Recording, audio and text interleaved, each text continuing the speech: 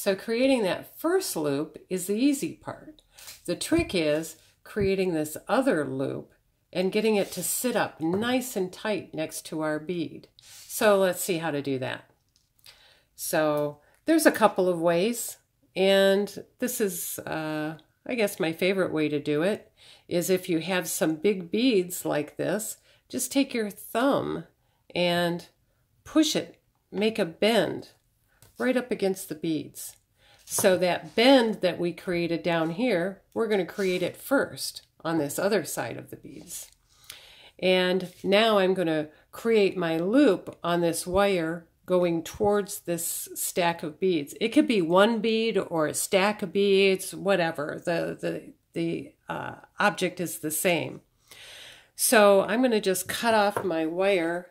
I'm just going to choose some length that I think is reasonable. And I don't think I need that much wire, but for demonstration purposes, I'm going to cut that much, leave that much wire there. And again, I want to choose the same spot on the jaw of my pliers that I used to create the earlier loop so that they're the same size on each side of my stack of beads. So again, I'm going to grasp between the jaw with no wire sticking out and wrap around. So see, I'm still doing the same steps. It's just that I have beads stuck on the end of my wire. So wrap it around until it touches. And I have that loop, but I'm quite a ways away from my eventual goal. So what I do is I just, nip off some and continue. I just am just fudging it and nipping and rolling in, and it might take you a couple of times, but after you've done this for a while, you get used to how much wire you're going to need and where to cut off, so you don't have to do so many steps. But to start, it might take a few steps. So eventually I get there, and you have a loop on either side of your bead or stack of beads. In this case, this little stack. And I can make it even tighter up against by nipping and curling in further. But for our purposes here, I think that's it. And I got the camera kind of messing up on us a little bit. So there's how we get a loop on either side of the beads. All right, let's look at what we want to do with these beads. Let's say you want to connect them together. So you need to open this loop, and the trick is you want to open it without destroying that nice round loop that you work so hard to achieve. And the best way to do that is just grasp your loop with your chain nose pliers on the side and move it to the side. You don't want to open the loop. You've got a nice round loop. You don't want to try to open it like that. You want to move it to the side like that. You open it like this, you'll never get that nice roundness back together.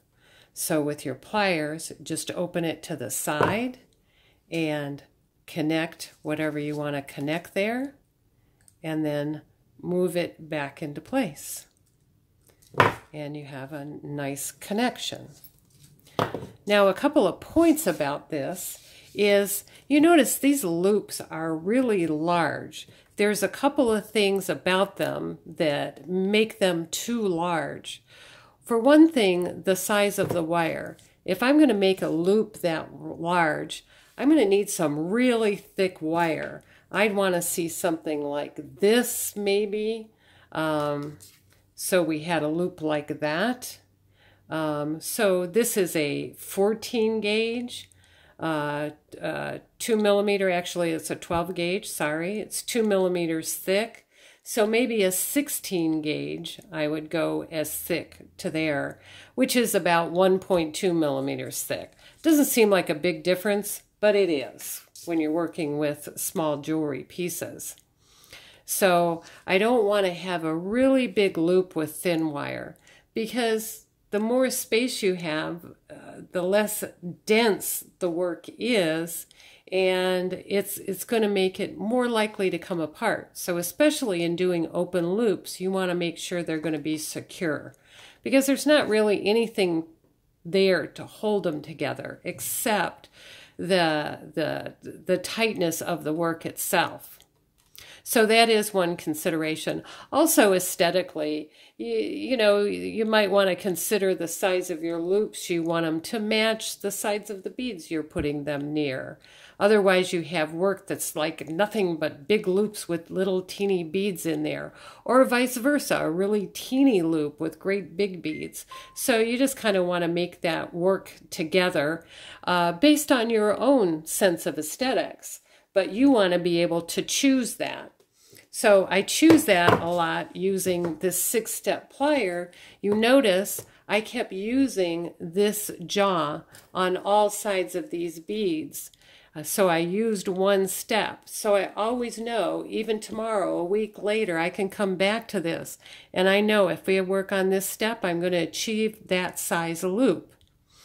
If I do something like, say, a round nose pliers, I may not be able to remember. Maybe I made my loop here, maybe I made it up there. I don't know. I won't be able to remember, but there is a way I can figure it out. Just stick my tool back on there, and if I don't have my 6-step anymore, I can use this round nose. I can go, oh, I know, right there. You could take a Sharpie and make a mark right there. Most of my round noses have Sharpie marks all over them. So you can do the same thing that I just showed you with this round nose pliers just as well. I just happen to like the 6-step better. It just makes it easier. Another consideration is I like my loops to be nice and tight up to the bead. Notice this bead has an awful lot of play. That's because there's some space left there. You can see there's space between the bead and the loop. The less space I have, the less movement I will have like that.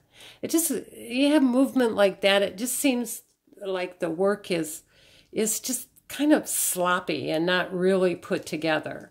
So you really want to try to get your loops up close to the bead. Ideally, you don't have any movement like this one here.